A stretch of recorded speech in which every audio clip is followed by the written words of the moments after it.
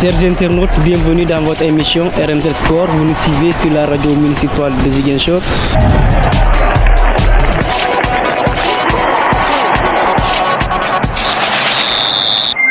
Vous nous suivez sur la radio municipale de Ziguinchor. Il est l'heure de votre émission RMZ Sport, une émission de tous les dimanches. Et aujourd'hui, nous sommes à nouveau à l'hôtel Kadianoumane de Ziguinchor. Et nous avons le plaisir de recevoir pour ce numéro Eugène Manga du Zico qui va se présenter d'un moment à l'autre. Bonjour Monsieur Manga et merci d'avoir accepté notre invitation. Bonjour à vous Monsieur Olivier, je dirais que le plaisir est partagé. Dites-nous d'abord qui est Zico pour ceux qui ne le connaissent pas. Comme si vous l'avez si bien dit, je m'appelle Eugène Manga, mon surnom Zico, Zico qui était le joueur de mon père. Donc après naissance, c'est comme ça qu'est venu ce surnom. Et la plupart du temps, les gens ne connaissent que Zico. Donc parfois même quand vous demandez Eugène, ils se diront qu'ils ne connaissent pas. Donc Zico, je dirais que c'est plus connu. Vous êtes de Tilène? En fait, quand je suis venu à Ziguinchor, j'ai connu Ziguinchor en 2008. Quand je suis venu, j'étais à Ziguinchor et ensemble, on a essayé de faire les beaux jours de la cité. Zico, vous avez eu comme d'autres camarades, entraîneurs, à jouer dans certaines équipes, c'est-à-dire votre parcours en tant que joueur quand même? En tant que joueur, j'ai commencé d'abord à Azako Ousui, d'où j'étais le capitaine.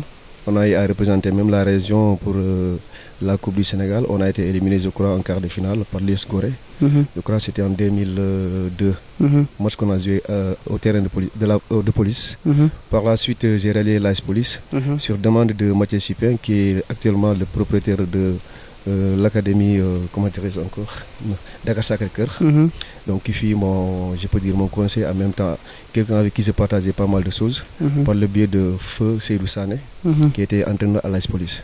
Donc à l'AS Police, j'ai rallié je crois en 2003-2004. De là-bas on a gagné la Coupe de la Ligue à 2 reprises. Finaliste malheureux en 2005 en junior pour la catégorie pour la Coupe du Sénégal. Et c'est en 2008 que j'ai rallié le Casa Sport par le biais de Los, qui vraiment avec qui on était en permanent contact, Siaka Bodian. Mais malheureusement ça ne s'est pas bien passé quand je suis venu parce que j'ai trouvé qu'ils avaient déjà fait leur hivernal. Mais pendant ce temps j'avais la demande de l'AS Douanes et Salo. Mais comme il y avait mon grand frère qui était gendarme, Jules César, qui en ce moment était à Djouloulou. Donc comme nous Diola, nous aimons que le Casa, qui m'a dit non, il fallait tout faire pour venir au Casa Sport. Donc j'avais pas trop le choix, je suis venu et j'ai trouvé qu'ils avaient déjà fait leur hivernal. Donc j'ai rejoint le groupe. Après 2 jours d'entraînement, ils m'ont dit que vraiment c'était bon. Et que j'étais venu avec tous mes bagages, j'ai dit effectivement c'est le cas. Mais je ne sais pas par la suite le pourquoi. Il y avait, pendant ce temps, il y avait un entraîneur qui était avec l'équipe réserve, un certain Sec, qui vraiment tout le temps me disait que l'OFIDEF, qu'est-ce que tu fais là?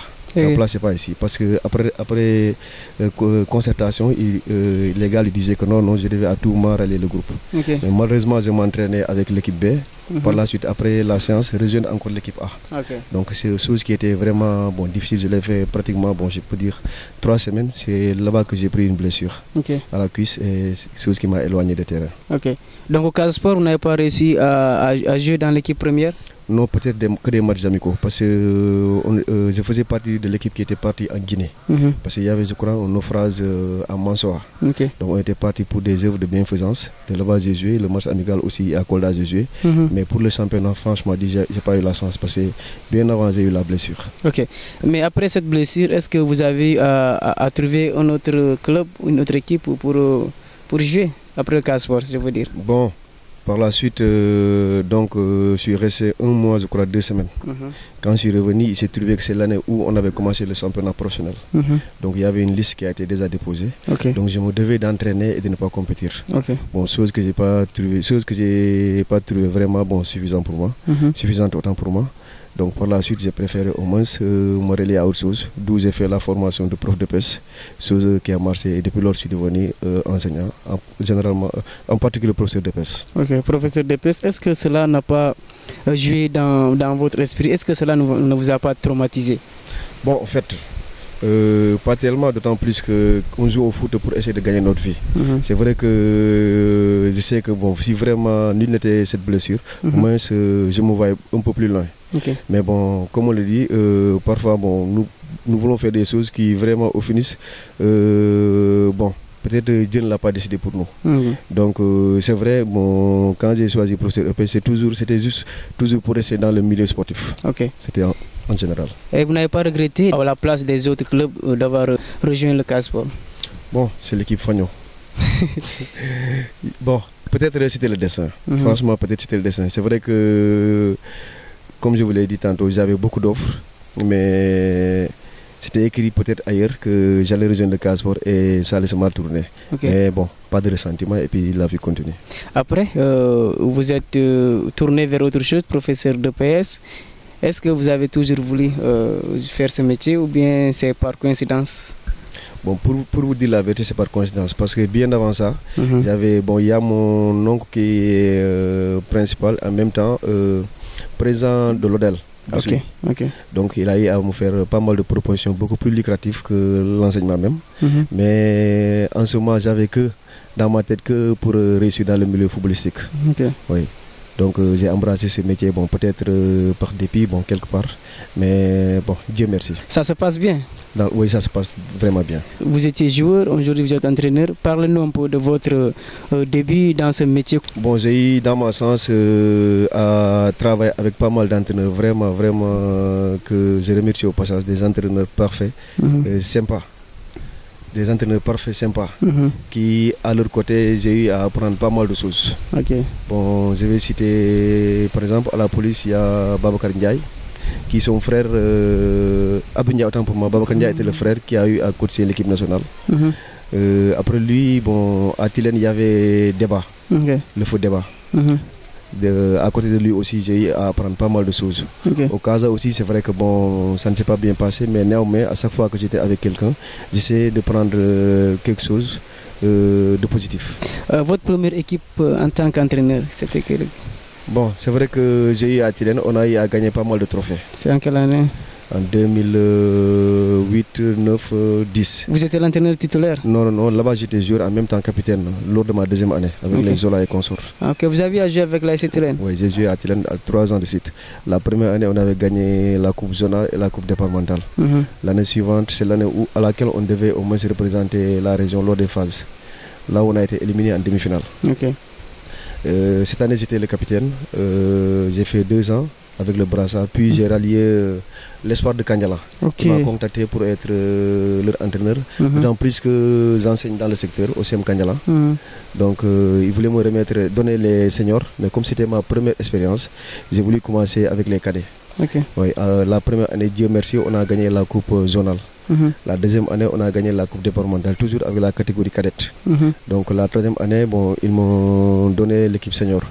Donc j'étais obligé de prendre 9 cadets pour monter avec eux. Ce sont ces 9, y compris le gardien et le capitaine qui était l'attaquant, donc qui composaient l'équipe, ça fait 11. C'est avec cette même équipe qu'on a gagné la coupe zonale lors de ma première année aussi en tant qu'entraîneur senior. C'était face à l'AS Baneto. Après Kanyala? Bon, à Kanyala, j'ai fait 5 ans et Dieu merci. Pendant ces 5 ans, on a tout gagné jusqu'à remporter la Coupe du Maire. Donc, c'est vrai que ça devenait trop facile pour moi parce que je me dis que le confort ne m'arrangeait pas trop. Donc, il fallait sortir au moins pour découvrir autre chose. Bon, c'est ce qui force d'ailleurs même la personne, en tant que personne aussi en tant qu'entraîneur. Donc, j'ai quitté là-bas pour rejoindre l'AS Goumel. Mais malheureusement, moi, bon, en tant qu'entraîneur, j'ai mes principes. Il y a certaines choses, on ne me les dicte pas. C'est moi qui fais l'équipe, c'est moi qui travaille le jour avec les joueurs. Mais malheureusement, bon, actuellement, on voit trop de jeunes qui se disent dirigeants. Et on peut être dirigeant, mais ne pas être leader. Ne pas aussi connaître réellement bon, quelle est réellement la chose. Donc, à 2 matchs, j'ai vu que vraiment ça n'allait pas bien se passer. Oui. Donc, j'ai préféré rendre le tablier et retourner aux espoirs de Kanyala. Appuyer le coach qui était là-bas, qui était mon adjoint quand je fus l'entraîneur. Et Dieu merci, avec lui, on a gagné encore de nouveau la coupe. Vous n'êtes pas passé par l'AS Tilène? Bon, avant Tilène, je suis passé par l'AS Alwar. Bon, parce que comme je vous l'ai dit tantôt, j'aime les défis. Bon, quand ils sont venus, bon, je devais réellement l'année-là aller à Tilène. Mais quand ils sont venus, ils m'ont dit que eux, depuis 19 ans, ils n'ont pas eu de coupe. Donc je me suis dit, tiens, là c'est bénéfique. Quand je vais aller, si je perds, bon, c'est vrai que je ne suis pas parti pour perdre. J'aime gagner, mais aussi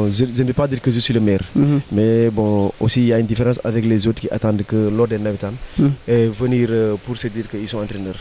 Moi, quotidiennement, je suis dans le milieu, je suis au terrain, et aussi pour vous dire la vérité, nous prenons de notre propre poste pour au moins essayer de nous former.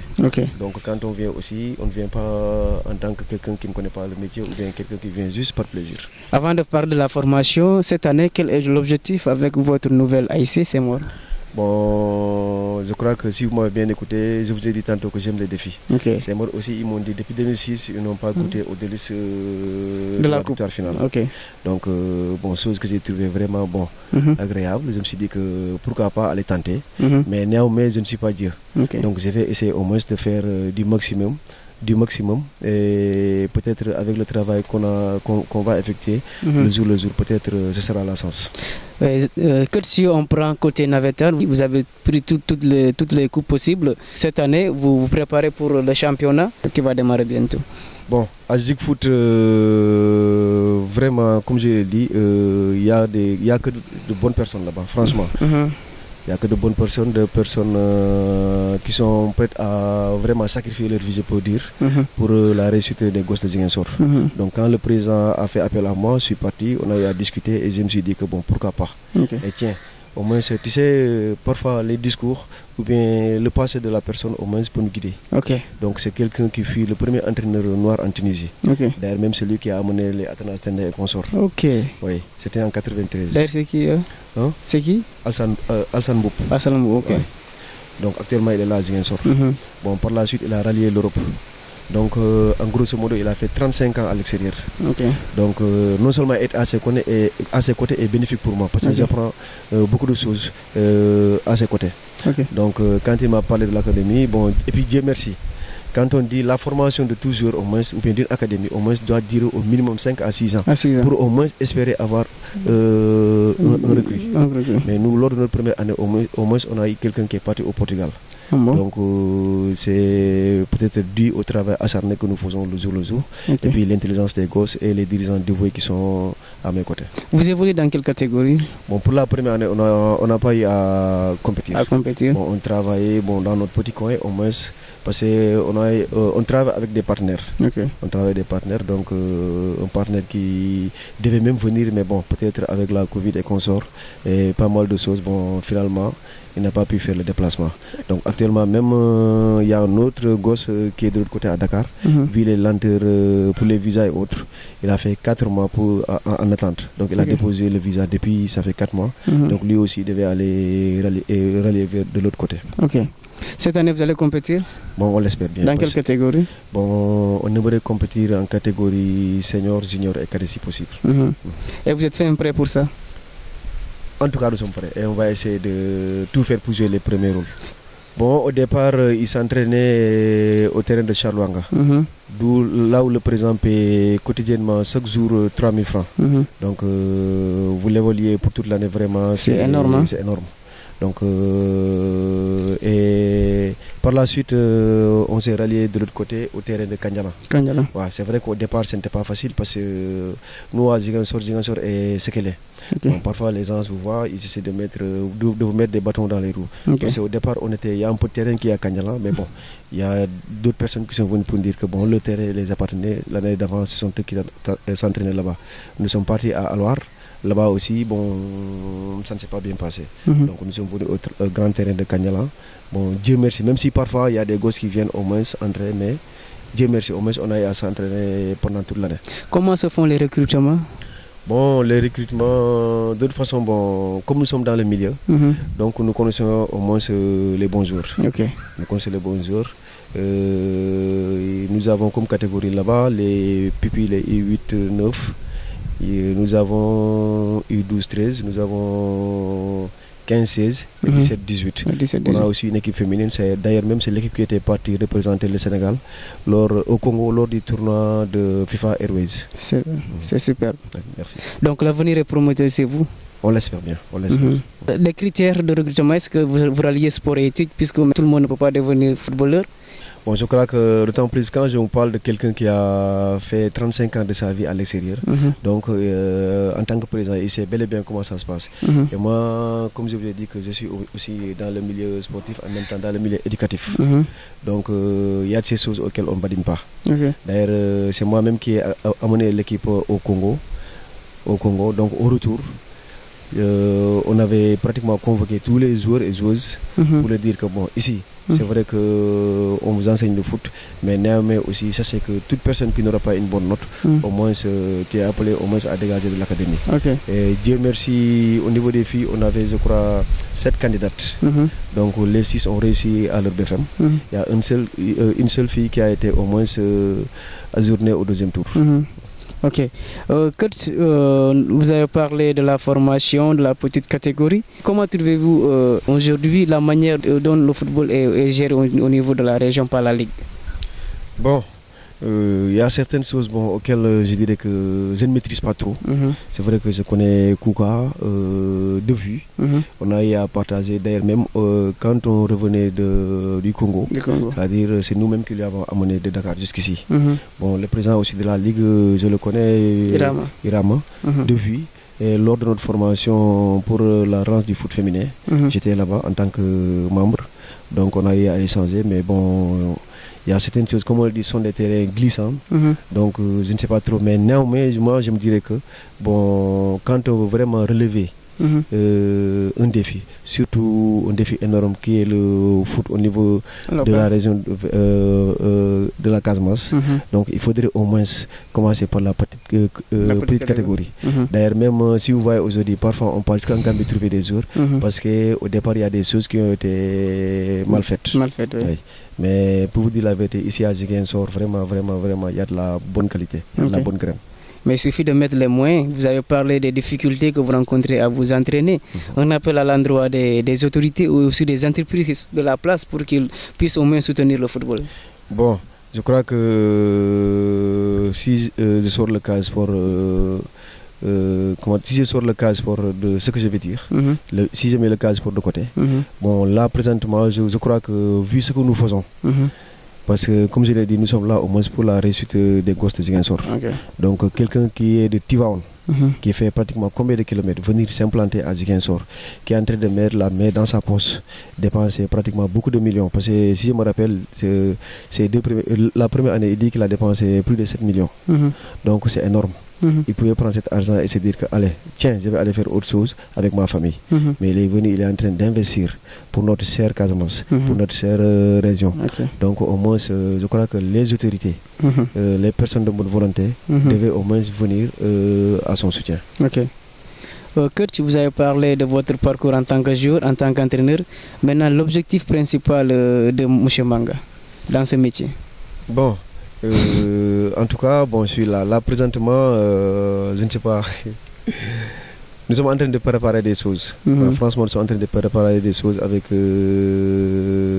l'académie.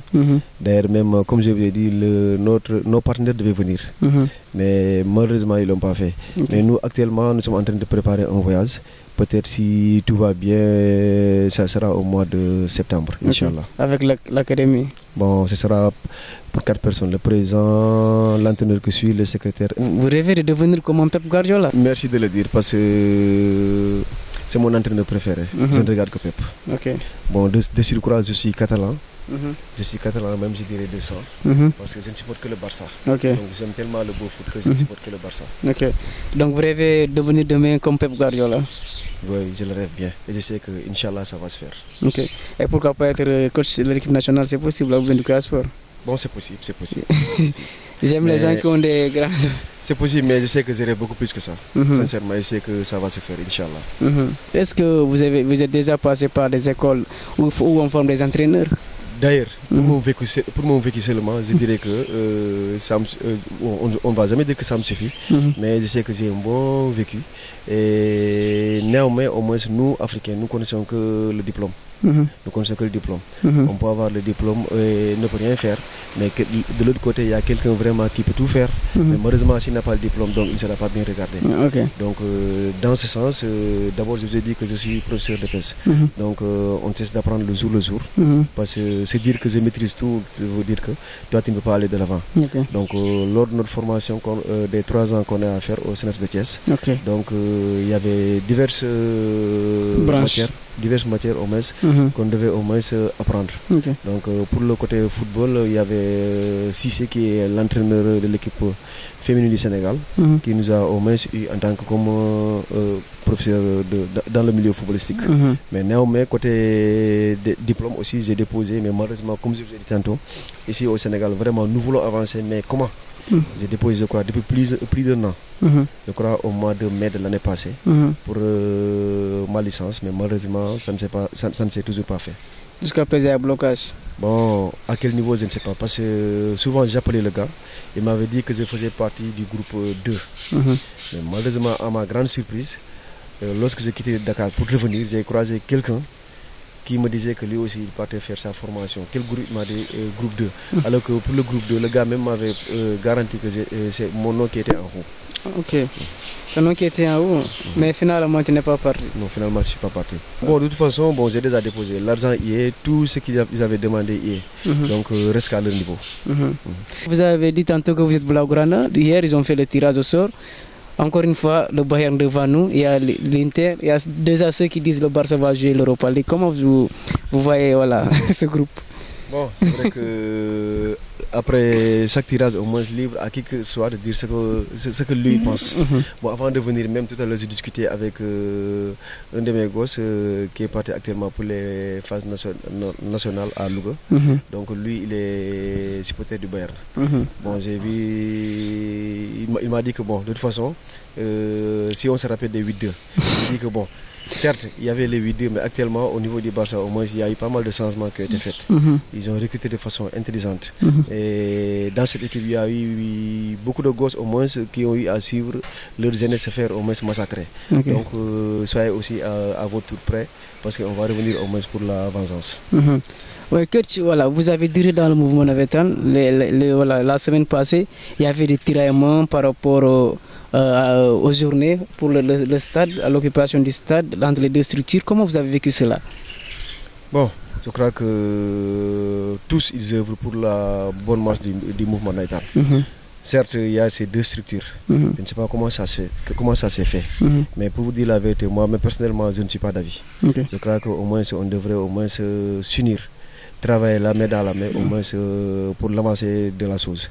Maintenant, c'est vrai, chacun a ses principes. Mais eux, à leur niveau, je me dis qu'ils se disent grands, majeurs et vaccinés, des pères de famille. Donc, quand on voit parfois qu'ils fassent certaines choses, moi je me dis que peut-être qu'ils n'ont rien compris. Parce qu'ils sont après donner le bon exemple. Ils sont appelés à donner le bon exemple aux joueurs, à leurs enfants. Mais quand peut-être un enfant se rend au stade, voit qu'il y a son papa qui est entré dans le terrain pour dire à l'autre que tu ne vas pas jouer, vraiment, ce n'est pas encourageant. Vraiment, ce n'est pas encourageant pour le mouvement Navetan et d'ailleurs même pour eux-mêmes, à leur propre personne. Donc, coach, merci d'avoir accepté notre invitation. Je crois qu'on a abordé toutes les questions. Votre dernier mot? Bon, je vais commencer par vraiment vous remercier. Parce que c'est vrai que c'est ma première fois que je viens en tant qu'invité, mais la plupart du temps je vous suis à travers Khadim, parce que chaque fois quand il vient, au moins il m'envoie un lien où vraiment je le suis. Donc la dernière fois aussi, il y avait Anacti qui était de passage, même si je l'ai suivi. Tous ce sont des gens avec qui je m'entends bien. Donc je vois que vous êtes là pour la bonne marche du football au niveau de Ziguinchor, mais aussi tout ce que vous faites, c'est pour la jeunesse de Ziguinchor.